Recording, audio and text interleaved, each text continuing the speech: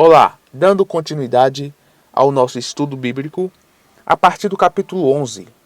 Aqui, neste salmo, Davi responde a pessoas que o aconselham a fugir, pois Davi estava cercado de inimigos e os seus inimigos estão armados, escondidos, prontos para atacar.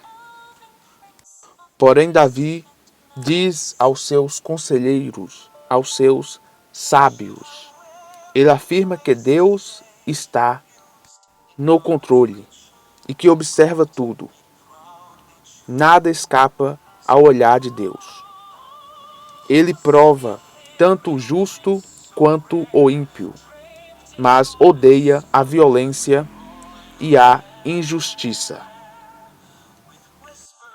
E agora, no capítulo 12, o assunto retratado aqui é diferente, totalmente diferente, pois Davi começa clamando a Deus com urgência.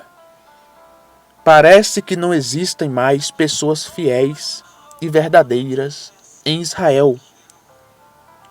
A maldade se espalhou e a sociedade é dominada por mentiras, bajulações e palavras falsas.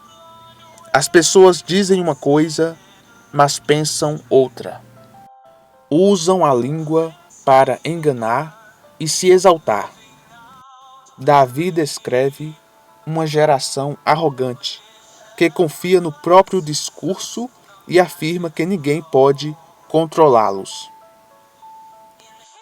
Essa geração acredita que suas palavras lhes dão poder e liberdade, sem precisar prestar contas a Deus.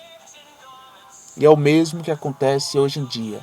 As pessoas falam tudo aquilo que pensam, que dão vontade de falar. Mas cada palavra Deus está analisando. Pois as palavras saem do coração do homem. E Deus deseja que o seu povo escolhido seja uma nação santa. Que não fale o mesmo, que não se comporte da mesma maneira que o ímpio. O Salmo diz também que Deus, o próprio Deus responde e diz que fará justiça.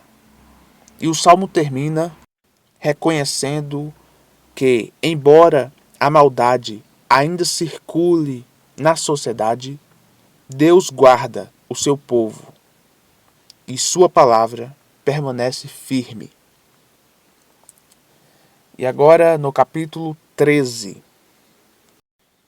ele começa perguntando repetidas vezes: até quando? Até quando? Davi sente que Deus o esqueceu. Vemos aqui nesse capítulo que Davi se tornou um homem muito triste, deprimido, sem esperança de vida. Ele pede que Deus destrua os seus inimigos, pois novamente estão se multiplicando contra ele.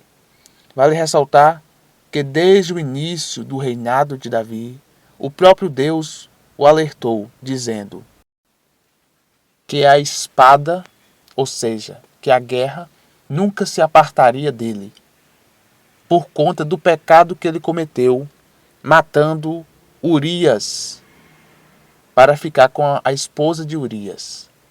Vimos isso em livros anteriores, em outras playlists. E agora veremos o último capítulo desse vídeo, que é o capítulo 14. O capítulo começa com uma declaração forte. Abre aspas. Diz o insensato em seu coração: não há Deus. E isso não fala apenas de negar a existência de Deus com palavras, mas de viver como se ele não existisse. E o resultado dessa atitude é a corrupção moral, a injustiça e a violência. O Salmo descreve que Deus está observando a humanidade De lá do céu ele observa, procurando alguém que tenha entendimento e que busque o bem. Porém, o diagnóstico é triste. Todos se desviaram. Ninguém faz o bem. A sociedade está espiritualmente doente.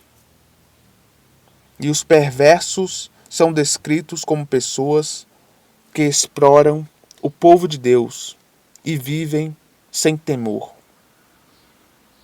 Mas o Salmo afirma que Deus está presente ali no meio do justo, no meio daquele que clama a Ele de dia e de noite.